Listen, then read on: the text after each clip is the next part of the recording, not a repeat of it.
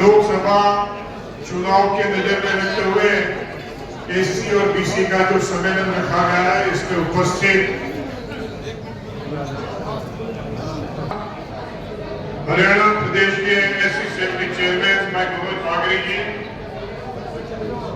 पूर्व मंत्री वासुदेव जी, डॉक्टर भारद्वाज जी, नीलम अग्रवाल जी, ईश्वर शर्मा जी, प्रदीप भूरिया जी, दिनेश जी, चिरंजीव सिंह और अजीत नावला जी, यहाँ भिवानी डिस्ट्रिक्ट के हमारे एआईसीसी की टीम के मंडलों सेक्टर के कार्रवाई के लिए नियुक्त लोकसभा कोऑर्डिनेटर भाई धीरू भाई पटेल सामने से बुआनी वाला जा रहे हैं। सभी आगेवान, यहाँ पधारे हुए सभी मेहमान, सभी बहनें, भाइयों, साथियों, मित्रों, आप सबका ये मौके पे बहुत बहुत अभिवादन है। आप सबका बहुत बहुत स्वागत है। आप सबके लिए मेरी शुभकामना है और आप सबके लिए मेरा जय भीम।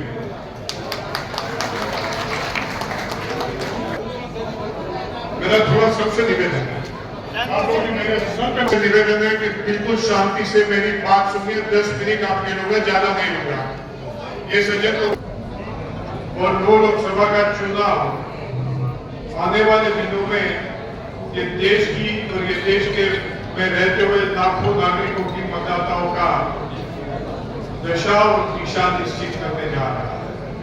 मैं दशा इसलिए कह रहा हूं कि पिछले 10 साल में जो ये लोगों ने अनुभव किया, मोदी जी की सरकार में और खट्टर जी की सरकार ने ये हरियाणा को कहां से कहां पहुंचा दिया। ये हरियाणा जो माना जाता था कि पूरे देश में समृद्ध राज्यों में से एक और रोजगार सृजन में सबसे पहले नंबर का राज्य के जहां बेरोजगारी का आंक 0.9% में चलता था, उसकी जगह जो पूरे देश में जो वो समय पे जो रोजगार सृजन में जो जितने भी राज्य थे, इसमें हरियाणा का नंबर 1 या 2 हमेशा रहता था। उसकी जगह आज हरियाणा नीचे से यानी कि बेरोजगारी के नंबर 2 राज्य बन गया।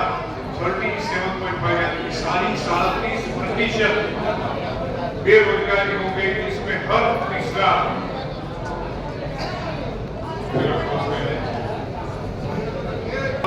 होना शुरू हुआ है।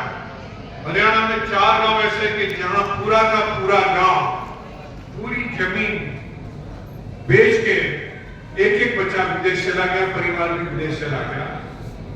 कानूनी तरीके से या डंकी रूप से मगर वो चले गए। और आज पूरा हरियाणा का एक बच्चा देख रहा है कि मैं कैसे यहाँ से पलायन हो जाऊं, क्योंकि उसके माता पिता कितनी भी उसके लिए राशि खर्च कर दे, कितना भी उसको पढ़ा दे, आईएएस पढ़ा दे, आईपीएस पढ़ा दे, आईआरएस बना दे, इंजीनियर बना दे, एमटेक बना दे, मगर उसके लिए कोई जगह पे नौकरी नहीं है। क्योंकि ये कट्टर सरकार, मोदी सरकार मनुष्य को मनुष्य नहीं समझते मगर मशीन समझते हैं, जिसको रोज निचोड़ के फेंक देना चाहते हैं। तो इसीलिए वो लाए हैं, जल्दी भी लाए। हरियाणा में एक परिवार से 1 से 2 बच्चे जो है सेना में जाते थे, अब 3 साल से घर बैठे हैं, लोग दौड़ लगाते थे, लोग परीक्षा की तैयारी करते थे और सेना में जाते थे तो एक गौरव से मस्तक ऊंचा रखकर उसका परिवार के सदस्यों के साथ खड़ा रहता था। आज उनकी वो दुर्दशा कर दी कि 18 साल की उम्र में भर्ती कर दो और 22 साल की उम्र में उसको रिटायर कर दो। रिश्ते के लिए कोई बच्ची की बात आती है, लड़का क्या करता है तो कहना पड़ता है। फिर से बोल गई ये मैडम को बोला, आपका बेटा क्या करता है, कहना पड़ता है कि वो तो रिटायर होकर सेना में था, 22 साल का लड़का रिटायर होता। ये कोई तरीका होता है?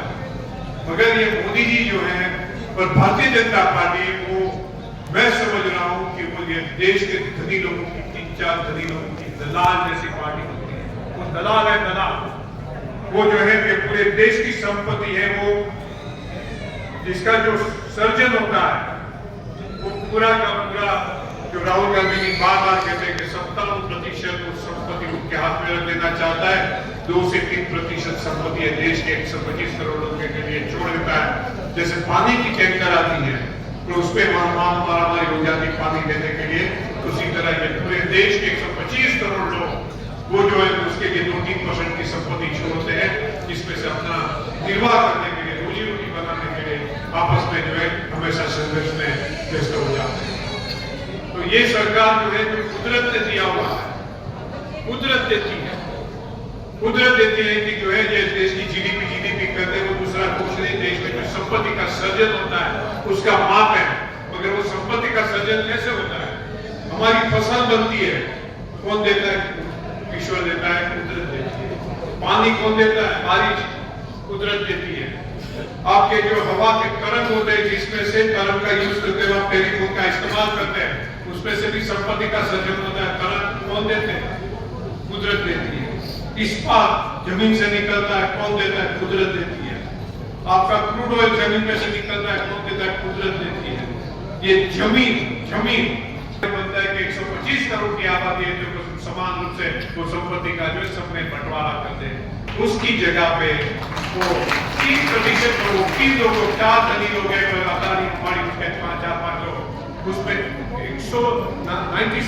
97% ये पूरे देश की आमदनी उनको दे देते हैं और बाकी 3% जो है वो देते हैं बाकी के 125 करोड़ की जनता के हाथ में। और उसका ये नतीजा है कि हमारी नरेगा में लगी हुई बहनें वो शिकायत करके हमारा जो है हमारा पेमेंट टाइम से नहीं आता है, हमारा माप ठीक से नहीं लिखा जाता है, हमारे लिए धूप चौकी पर व्यवस्था नहीं बनाई जाती है, हमारे सफाई कर्मचारी कहते हैं इतने कानून बने मगर फिर हमारे लिए मशीन नहीं लाए जाते हैं।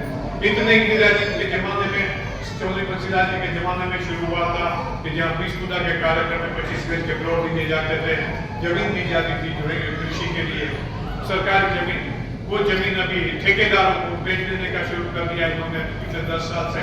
और वो सभी जमीन जो है ये बेचारे मारे घूमते हैं क्योंकि 2 समय का खाना भी उनका नहीं, ऊपर छत चाहिए, उसमें भी कॉलोनी में रहते हैं, वो कॉलोनी को जो है उसकी कोई कार्रवाई नहीं होती कि उसको रेगुलर कर दें, उसमें सुविधा दें, पानी दे, बत्ती दे, बिजली दे, ड्रेनेज बना दे, नालियां बना दे, कोई सुविधा नहीं है। आंगनवाड़ी की सुविधा नहीं है।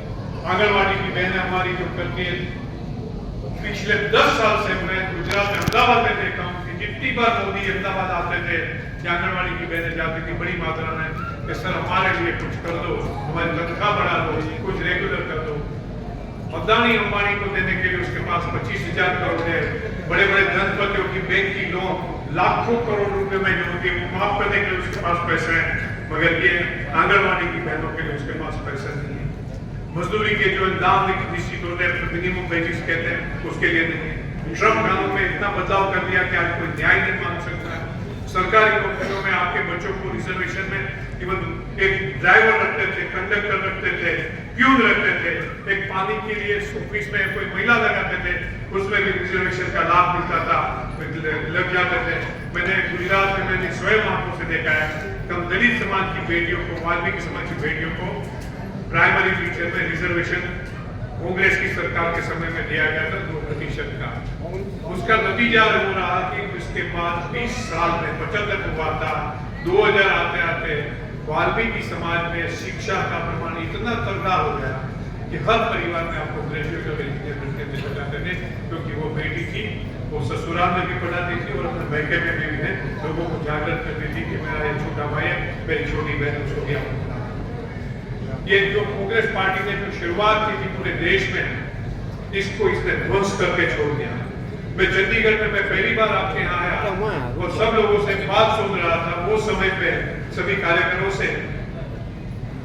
हमारे कोई कार्यकर जो थे शायद एससी समाज के थे, कहते सर बाकी की आपको राज के बाद जो करनी है करे, प्रधान के लिए जो पूछना है पूछे, एमपी कैंडिडेट के लिए पूछना है पूछे, मगर हमारी पहली बात है कि आप सुन लीजिए कि यहाँ जो है स्कूलें जो है सरकारी स्कूलें हैं इनको ये बंद कर रहे हैं और खानगी स्कूलें हैं इसकी फीस हमको तो जो है हम उसका जो है बोझ वहन नहीं कर सकते, तो हमारे बच्चों की पढ़ाई का क्या होगा, आप उसके लिए कोई पूरी ताकत है। आज उनका जो है उसको आज भी शब्द याद है। अपने हरियाणा के बारे में मैं कुछ भी सोचता हूँ तो सबसे पहले मुझको उसका चेहरा याद आता है जो कहते थे कि मेरे एससी समाज की शिक्षा कर रहे हैं। डॉक्टर बाबा साहब अम्बेडकर सोचो, जो कांग्रेस पार्टी की बात सोचो, महात्मा गांधी जी ने जो है, मैं गुजरात से, महात्मा गांधी जी ने देश में दलितों के साथ का जो व्यवहार था, उसके साथ की छूताछूत और अस्पृश्यता की जो बात थी, उसको खत्म करने के लिए एक दलित की बेटी को गोद लिया, वाल्मीकि समाज की बेटी को। महात्मा गांधी का वो जमाने में भी बहिष्कार हुआ था, उसके आश्रम को जो चंदे देते थे शिव शेठियों वो बंद कर दिए गए थे, मगर वो डटे नहीं, उसके पर लगे रहे। और उसका नतीजा ये हुआ कि आज आजादी के 75 साल पूरे होने के बाद ये देश में शहरी इलाकों में और कई जगह पे आप देख सकते हैं कि वो छूटाछूट जो है काफी कम हो गई, या तो पास की बात हो गई। अभी भी ग्रामीण इलाकों में अभी और कुछ और समय जाने करने के लिए सरकार की मानसिकता चाहिए। मुझे बराबर याद है, हम जब छोटे थे स्कूल में जाते थे, हमारे पास वो महात्मा गांधी की एक प्रार्थना थी, सत्य अहिंसा चोरी न करवी, वण जो तू नव संग्रह, यानी कि जो चीज की आपने उसका संग्रह नहीं करना। सत्य अहिंसा चोरी न करवी, वण जो तू नव संग्रह, ब्रह्मचर्य ने जाते मेहनत, कोई अड़िए यानी किसी के टच करने से, किसी का स्पर्श करने से ना अपड़ाऊ, यानी कि उसके छूटाछूट नहीं करना। आज भी मेरी उम्र 70 साल की हो गई, 72 साल की हो गई, 65 साल पहले बचपन में स्कूल में सीखा हुआ यहाँ प्रिंट हुआ है, किसी भी दलित के बच्चे को गले लगाने में उसको कोई छूटाछूट का भाव नहीं, मगर वो महात्मा गांधी ने सीखा। और आज ये नरेंद्र मोदी और उसके साथी क्या सिखाना चाहते हैं? उसके कोई बोल करी थे आरएसएस वाले, कहते थे कि देश में फिर से मनुवाद आना। मनुवाद क्या है आपने अपने तो कई लोग जानते हो। कहते हैं कि जो है ये पढ़ाई का अधिकार, शासन करने का अधिकार, व्यापार का अधिकार वो अपर कास्ट के लोगों को हो सकता है, दलितों के लिए या ओबीसी बीसी के लिए वो नहीं हो सकता है, उनको तो शूद्र है यानी कि मजदूरी का ही काम करना है। और वो दिशा में आहिस्ता आहिस्ता पिछले 10 साल में उन्होंने जो जितने भी भारत सरकार के निगम थे, राज्य सरकार के निगम थे, जिसमें रिजर्वेशन का लाभ मिलता था, उसमें ठेकेदारी प्रथा लागू करके रिजर्वेशन को समाप्त कर दिया। आज आपके लिए आपका भविष्य निश्चित करना है। हुड्डा साहब की सरकार थी तो वो मंत्री उसमें सचिवालय में 50 से 60 IAS ऑफिसर रहते थे, उसमें से 20 से 25 दलित समाज के होते थे, 15 से 20 BC और OBC के रहते थे। आज परिस्थिति वो आ गई, उसमें से आपको 60%, 70%, 80% आपको पंडित समाज के मिले थे, बाकी किसी को स्थान नहीं है, क्योंकि उसमें भी बाहर से डायरेक्ट भर्ती शुरू कर दिया। तो इनका जो सोच है कि पूरे देश में एक वेलफेयर राज्य है, आज राहुल जी ने पूरे देश में ये अधिकारों के लिए लड़त चला दी। आपने राहुल जी के कई जगह पे आपने सोशल मीडिया में, टीवी में भी देखा होगा, वचन देते हैं कि सभी महिला, जितनी भी गरीब महिला है, उसके खाते में 12 महीने का 1 लाख रुपया जमा होगा। और वो राहुल गांधी का वचन है। आप कहीं भी उन्होंने जहाँ वचन दिया कि किसानों के कर्जे माफ होंगे तो किसानों के कर्जे माफ हो जाते हैं। वो कहते हैं कि जो है बच्चों की शिक्षा में पेपर लीक का मामला बंद हो जाएगा तो बंद हो जाते हैं। उसी तरह इन्होंने दलितों के स्वाभिमान के लिए, अपनी बहनों का स्वाभिमान के लिए एक बड़ा कदम जो है वो किया कि जो महिला गरीब उसके खाते में जमा किया जाए, उसका सशक्तिकरण चाहते हैं। और ये सशक्तिकरण चाहते हैं, वो महात्मा गांधी जी की बात थी कि ये आजादी का मूल्य तभी होता है जब अंतिम मानवी जो है समाज का वो सशक्त बनता है। तो ये सशक्त बनाने के बाद एक BCA में, एक दलित में, एक वाल्मीकि में सबसे ज्यादा मैं समझ रहा हूँ कि प्रस्तुत मुद्दा है कि आज भी इसमें से हजारों लोग, लाखों लोग जो है पिछड़े हुए हैं, तो उनको ऊंचे उठाना है, उसके लिए ठोस कदम उठाना है, उसके लिए लागू करना है। आज राहुल जी ने जातिकरण की बात आपके सामने प्रस्तुत कर दी कि जिसकी जितनी आबादी की इसकी भागीदारी, तो जो है पूरे फंड्स का एलोकेशन है। आपके आज भी टिफिन लेके आपके जो है दलित होंगे तो 15% के होंगे, 14% के होंगे, ट्राइबल के 10% के होंगे करके एक राशि दे दे। उसमें भी ये भारतीय जनता पार्टी की सरकार इंदिरा जी ने जो शुरू किया था सब सरकार, उसमें से फंड को जो है डाइवर्ट करके छोड़ देते हैं, बाकी के जो कार्यक्रम में अपने जायदाद में उसकी पब्लिसिटी में खर्च कर देते हैं, मगर ये बच्चों के लिए, ये दलित समाज के लिए कुछ नहीं होता है। आज गरीबी का सबसे बड़ा बोझ, महंगाई का सबसे बड़ा बोझ किसी के पर पड़ता है, किसी को भी व्यथा होती है, आप बहनों को होती है, कैसे तो है। बच्ची बड़ी हो जाती है तो उसकी शादी कैसे करोगे? आज बच्चा जो है वो फीस मांगेगा तो वो कैसे दे दोगे? आपके हस्बैंड जो है ना, आपका जो है परिवार में होता है, आपका घरवाला होता है, दारू की आदत लगे, ड्रग की आदत लगे, तो क्या करोगे? मैं फरीदाबाद में गया हुआ था, मीटिंग रखी थी नरेगा बहनों की। नरेगा बहन आ गई तो 400-500 बहन आ गई, मगर वो कॉलोनी में से और भी बहन आ गई, कहते कि सर ये जो ड्रग्स जो है इन्होंने 5 साल में इसको हरियाणा में भी जो है आदत डाल दी है। हमारे 5-5 साल के 7-7 साल के बच्चों को ये नशा का जो है इन्होंने दे दिया है। इसकी वजह से हमारे बच्चे भी मर जाते हैं, हमारा घर वाला भी मर जाता है, और हम निराधार को जो है बिल्कुल आधार ले जाते हैं, बड़ी दुर्दशा में पड़ जाते हैं। एक महिला का अकेला होना, बिना कोई सहारा होना, बच्चों की जिम्मेदारी होनी, शायद सुखी साधन संपन्न लोग वो नहीं समझ पाएंगे, मगर राहुल जी वो दुख दर्द समझते हैं। 4000 किलोमीटर की यात्रा करके आप जैसे लाखों बहनों को मिल चुके हैं, आपका दर्द क्या होता है वो समझ रहे हैं। जो दो समय की आपकी जो है छेड़े मिला था वो क्या होता है वो समझते हैं। इसीलिए आज उन्होंने आलेख लगाए कि जो है आप लोगों का सशक्तिकरण नहीं करेंगे, आपके अधिकार भी दिया जाएगा, आपको नौकरियों में 50% जो है रिजर्वेशन दिया जाएगा, मगर सबसे पहले शिक्षा देना है। PhD से प्राइमरी से PhD तक किसी भी बच्ची जो है शिक्षा लेना चाहती है, उसको राज्य की जिम्मेदारी रहेगी कि जो है बिना कोई खर्च हो जाए उसको उसकी शिक्षा का प्रबंध करवाना, उसके परिवार जो वहन कर सके ऐसे खर्च से उसकी शिक्षा का प्रबंध करवाना। ये बेटियां शहरों में जाके पढ़ना चाहती है तो शहरों में हॉस्टल बनवा दें, उसके लिए छात्रालय बनवा दें। वो राजीव गांधी जी के जमाने में कस्तूरबा गांधी छात्रालय में हमारी बेटियां पढ़ती थी। तो ये सभी चीजों में मेरा आप सबसे निवेदन है कि आप जरूर से करें। ये आज की परिस्थिति में आप यहाँ कुछ प्रसाद दे गए, अगले दिन आके कुछ नाश्ता के परीका दे गए, जेब में शायद 100-200 रुपए दे गए, वो तो आपके पैसे खा जाते हैं, बांटते हैं, पैसे देते हैं बच्चों को, कहना उसका खा जाए, नाश्ता कर ले, पकौड़े खा ले, जो कुछ भी खाना है खा ले, मगर मत आपका उसको मत देना, क्योंकि वो संविधान पलट देने वाले हैं। जो डॉक्टर बाबा साहब आम्बेडकर ने उसके जीवन के 40 साल के संघर्ष के बाद ये देश के कानून में, ये देश के संविधान में जो कानूनी अधिकार दिया था, ये देश के पिछड़ों के लिए सीट का रिजर्वेशन दिया था, ये देश के पिछड़ों के लिए सरकारी नौकरियों में जगह दी थी, ये देश के पिछड़ों के लिए हर जगह पे उसके लिए परिस्थिति बना दी थी कि जो इसके कोई परेशान न कर पाए, वो संविधान ही पलट देना चाहते हैं। एक समानता के उसके पर रखा था कि जो व्यवसाय एक पंडित का बेटा कर सकता है, शिक्षक बन सकता है, कलेक्टर बन सकता है, वो एक दलित का बेटा भी बन सकता है। उसकी जगह पे वो फिर से वो पुरानी व्यवस्था लागू करना चाहते हैं।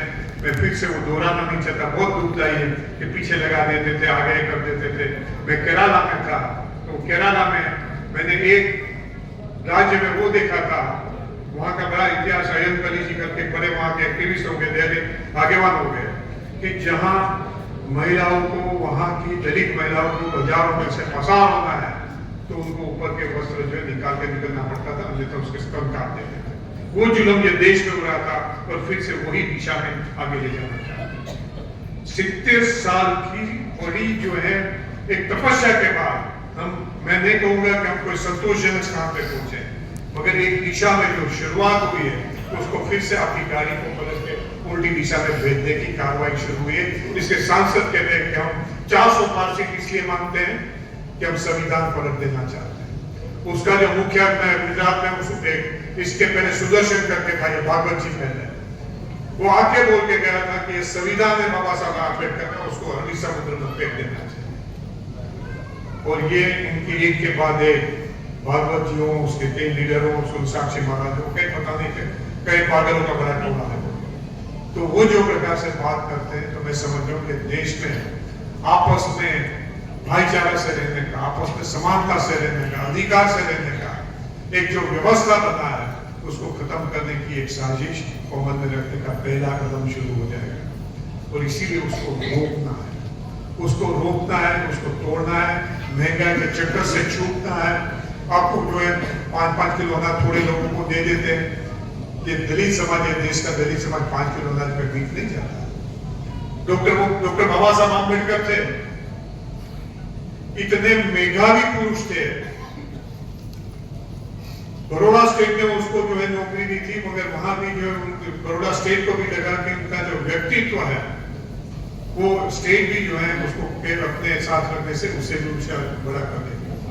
और वो थोड़ा सा समझौता कर लेते जीवन में तो प्रधानमंत्री बन जाते, मगर उन्होंने जीवन में कभी समझौता नहीं किया, दलितों के अधिकारों के साथ समझौता नहीं किया, लगातार लड़ते रहे। तो वो खुद वो परेड की वो रूमों में रहे कि जहां एक सामान्य मजदूर परिवार रहता है, मगर उसने ये दलित समाज की रक्षा के लिए पूरी की पूरी जान की बाजी लगा। तो आज उसके सामने जब चैलेंज हो रहा है, उसको दलित समाज का जो के लिए जो संविधान की जो प्रस्तुत है उसको खत्म करने की जब बात हो रही है, आप देखिए दलितों की बेटी पर जो अत्याचार होते हैं, मैंने यहाँ गुजरात ऊना में जिस प्रकार से दलितों में अत्याचार हुआ, आज तक उसमें किसी की भी जो शिक्षा नहीं होती। फर्जी मुकदमे बनाए गए तो दलितों के सामने बनाए गए, उसमें से उसका देना है, उसका जो है कॉम्पेंसेशन देना है, तो वो कोई दलितों को नहीं दिया। आज एट्रोसिटी एक्ट में उन्होंने क्या कोशिश की आप देख सकते हैं, पूरे देश में हंगामा हुआ, मगर वो दिन जो एट्रोसिटी एक्ट जो था वो जब रद्द हुआ तो उन्होंने सुप्रीम कोर्ट के जरिए करने की कोशिश की। मैं मध्य प्रदेश में था, मध्य प्रदेश के बुंदेलखंड में भी दलितों की बहुत बड़ी आबादी है। वहां का एक लीडर बोल गया मेरे सामने कि सर आज से हमारी बहन बेटियों की रक्षा जो है खत्म हो गई है, कानून खत्म हो गया। तो ये जो है इसका एक के बाद एक खत्म आप की कर दें। आज मध्य प्रदेश जैसे राज्य में से 5 साल में 2.5 लाख बच्चियां और बहनें जो है वो गायब है। उसकी न तो शिकायत की जाती है, न तो उसकी तपास होती है और उसको बेच दिया जाता है। ये परिस्थिति कहां तक हम देखना है, वो कोई प्रजातंत्र के लिए नहीं चल रही है। ये राज्य में किसान 2-2.5 साल तक दिल्ली की सीम पर बैठे रहे, 1.5 लाख से ज्यादा लोग, 750 लोग तो शहीद हो गए। और उसके साथ समाधान में कहा, धोखाबाजी की, विश्वासघात किया कि हम आपको लिख के देते हैं, कानून बना देंगे एमएसपी का, मगर न तो कोई कानून बना न कोई हुआ। और आखिर में जब उनकी जो टर्म खत्म हो रही थी तो गत फरवरी में जब इन्होंने आंदोलन फिर से शुरू किया तो उनको डराने धमकाने के लिए एक किसान को, बेटे को पॉइंट ब्लैंक रेंज से पुलिस वालों ने उसके सर में गोली दाग दी। जनरल डायर ने भी जो है पॉइंट ब्लैंक रेंज से किसी के सर में गोली नहीं दागी थी। ब्रिटिशर्स से भी ज्यादा खामोशिता से इन्होंने जो है लोगों को डराने धमकाने का, उसका लोगों की हिंसा करने का, लोगों के साथ हिंसा करने का जो है अपना कार्य किया। और वहां बातें बहन बेटियों की लाज की बात होती थी, हरियाणा में भी कितना भी हो, मगर अपनी बेटियों की जो है सुरक्षा की बात होती है तभी तो सभी महिला एक साथ हो जाती है। जिन लोगों ने जो बेटियों के साथ जास्ती की, एक उस डिपार्टमेंट ने, इसका एलआईडी ने, सीआईडी ने रिपोर्ट दिया कि इसके सामने जो कुछ भी आरोप है वो उसमें सच्चाई है, इसकी एफआईआर रजिस्टर हो जाए और इसके सामने कानूनी कार्रवाई हो। एफआईआर तो रजिस्टर की मगर उसको मंत्री पद से नहीं हटाया, जिसकी वजह से उसको जेल में जाने से बचाया जा सके। वो पहलवान बिटिया कह रही थी कि वो ब्रजभूषण उसके साथ जास्ती कर रहा है, उसको भी जो है हटाने की वजह उसको भी रक्षा दी गई। और वो किसके साथ जास्ती, वो बेटिया के साथ जास्ती हुई। महाभारत में आपने देखा था, ये पूरे कहते हैं सनातन धर्म की बात करते हैं, महाभारत के जमाने में द्रौपदी जी के साथ जो हुआ था वो ये पहलवान बेटियों के साथ हुआ। उसको घसीट के रोड पर से पुलिस वाले, कोई महिला पुलिस नहीं थी, पुलिस वाले उसको जो है वहां से खदेड़ दिया। उसका इतना बड़ा अपमान किया। ये सरकार आपके बच्चे जो रोजगार मांगते हैं उसको कॉन्ट्रैक्ट से शोषण करे। अभी भी आज भी आपके बच्चे पढ़ के कहीं भी जाते सरकार में नौकरी के लिए, कहते लग जाओ ठेकेदार की व्यवस्था में, सरकार में से 25,000 का पगार निकालते हैं, हम 12,000 13,000 देंगे, बाकी का पीएफ में जमा किया तो क्या नहीं किया नहीं किया, बाकी पैसे वो मिल के खा जाते हैं। और किसी ने थोड़ी सी भी आवाज उठाई कि आप मुझसे कम पैसे क्यों दे देते हैं, तो कैसे कल से नहीं आता। तो ये जो शोषण का चरखा जो चालू किया है, निचोड़ के रख दिया है बच्चों को।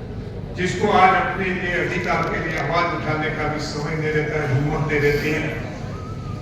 कई बच्चे जो दिल्ली में यूनिवर्सिटी में काम करते थे, उसमें से एक बच्चे से पूछा मैंने कि भैया कितने साल से कर रहे हो? बोलते सर 12 साल हो गया, रोज 100 किलोमीटर अप डाउन करता हूँ।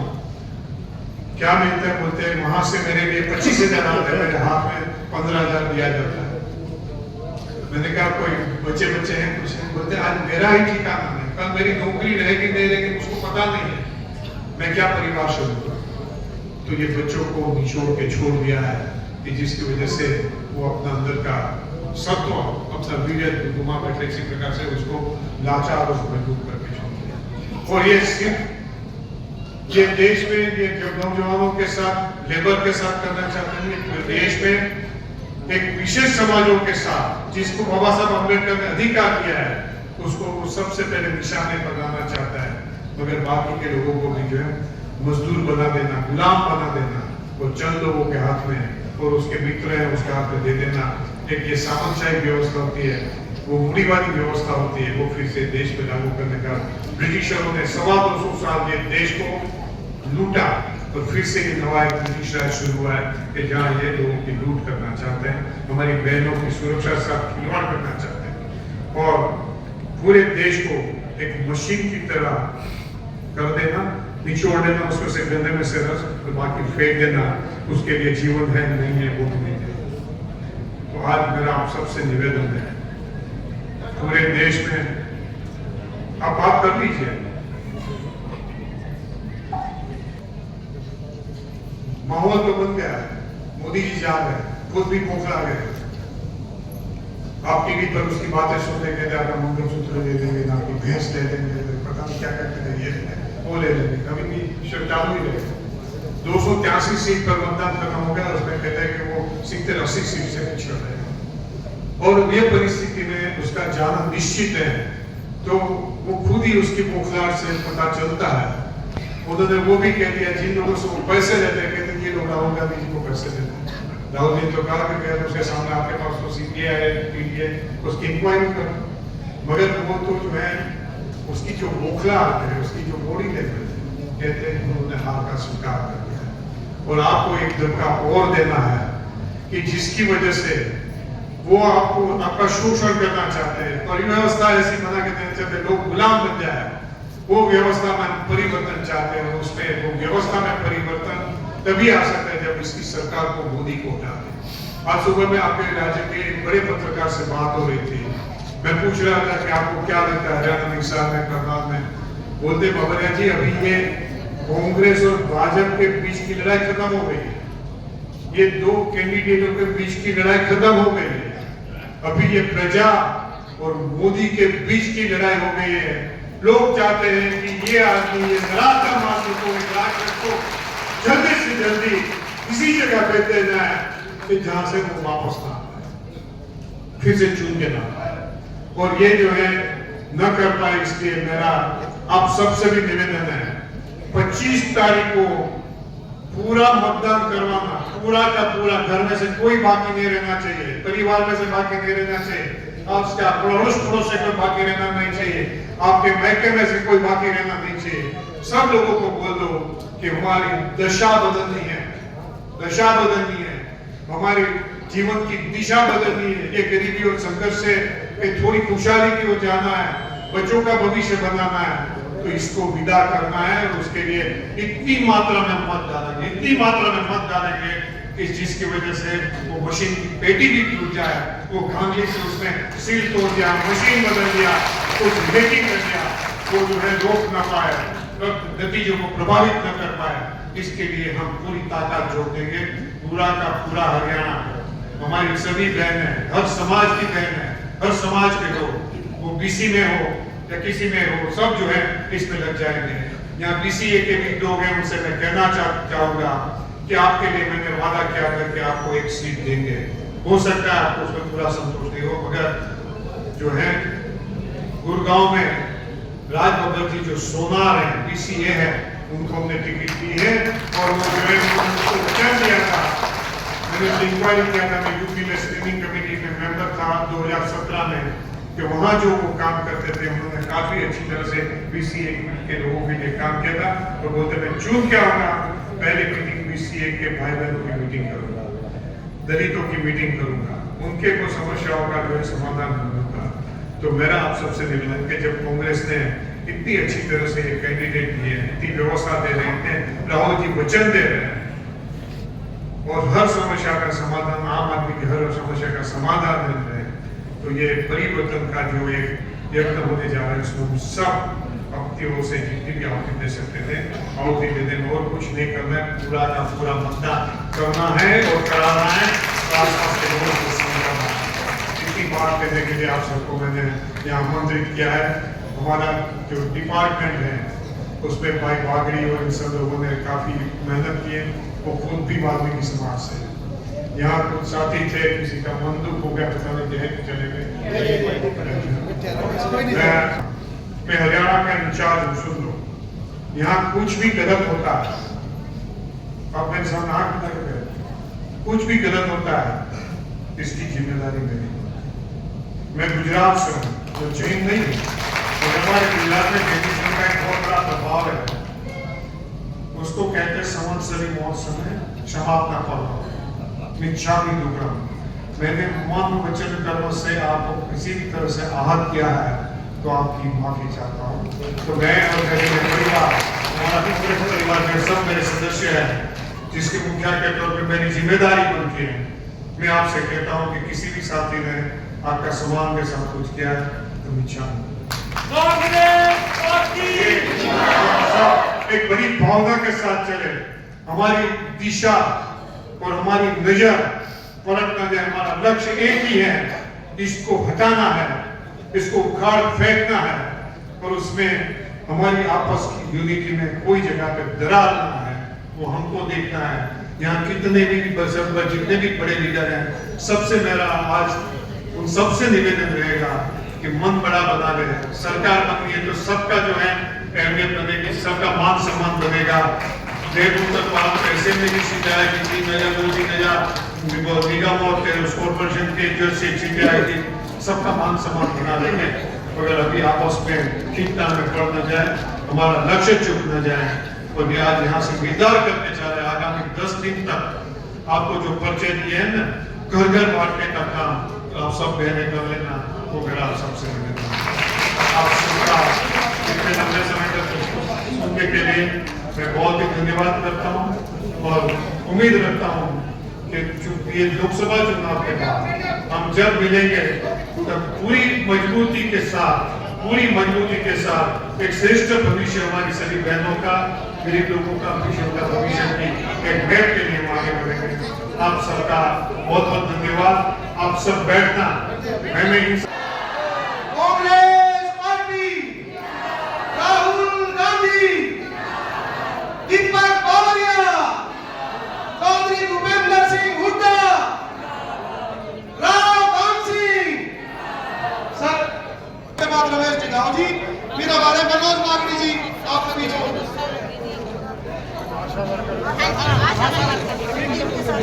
ये आशा वर्कर का